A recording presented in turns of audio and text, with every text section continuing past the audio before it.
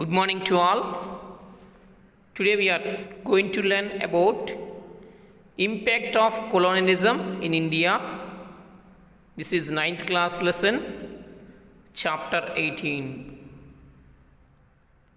In this lesson, you will learn about how the Britishers implemented their policies and how our Indian tribals, they are called Adivasis, different kinds of Adivasis, revolt against of Britishers.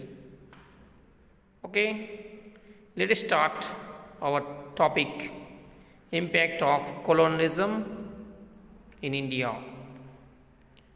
You already learnt in class 8 how the colonial policies impact on forests in Andhra Pradesh. You will understand how the forest, industrial and labor policies affected the lives of people across the different parts of the country. You already learnt how the tribals utilize the forest and forest related in Andhra Pradesh region in class 8. Okay, in this chapter, how the forests were used before British rule, how the forests were used during British rule, forest in danger and need to plant new trees. Government set up a forest department in 1874. Adivasi revolts, Santals revolt, revolts led by Birsa Munda, forest revolt in Kumwan in 1921 to 22, Alluri Sita Ramaraju and Komaram Bhim. We will discuss in this topic. Okay. Before going to the topic, first you have to learn about what is colonialism. It is the policy or practice of acquiring full or partial political control over another country, occupying it with the settlers and exploiting it economically. The state apparatus that was dominant under colonialism. Who colonized India? Who was the colonizers of India? You know that Britishers, also called as England people.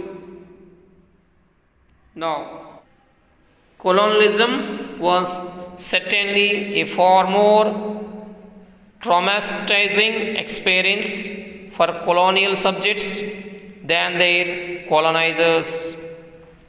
They suffered poverty, malnutrition, disease, cultural upheaval means cultural diversities, economic exploitation, political disadvantage, and systematic programs aimed at creating a sense of social and racial inferiority.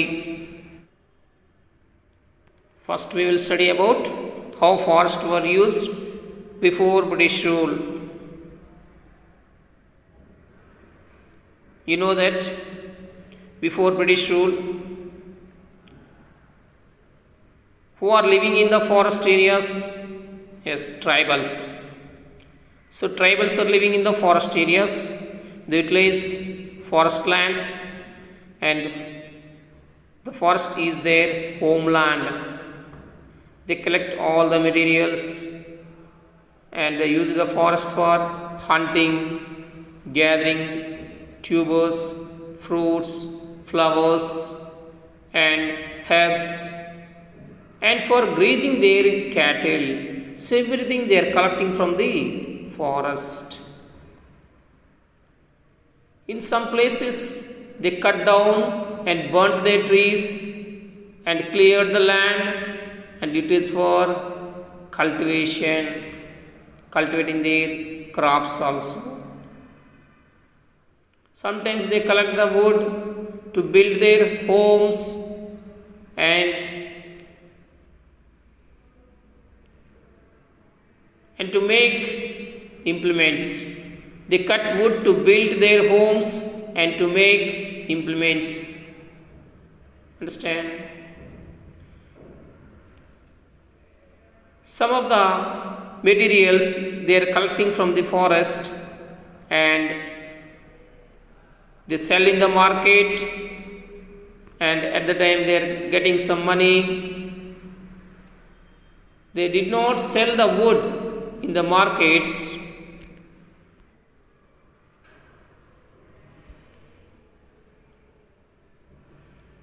They collect the materials from the forest, they sell in the market.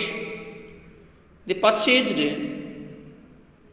some of the other materials which are not available in the forest areas, like salt, sugar, iron. So these are that. Okay.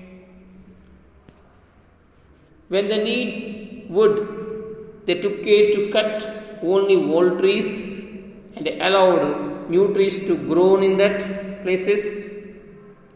They did not cut large tract of forest. When they needed wood, they took care to cut the only old trees and allowed new trees to grow in the same place.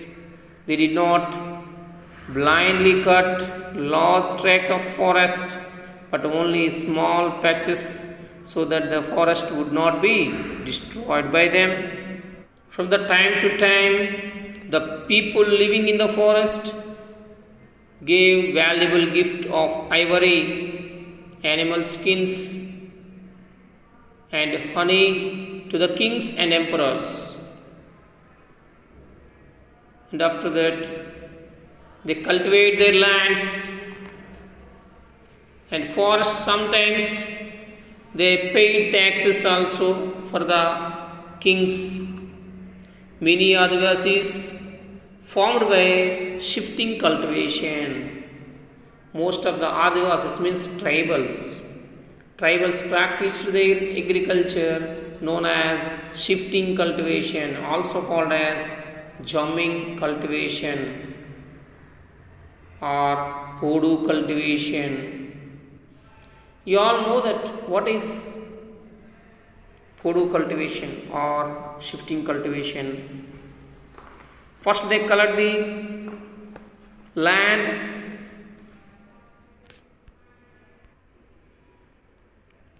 clear the forest by cutting or burning the forest. They utilize the land for 2 or 3 years.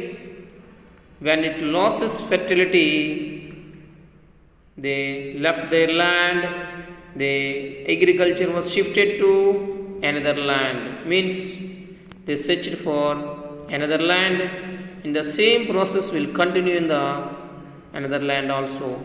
So in this way, the agriculture was shifted from one place to another place.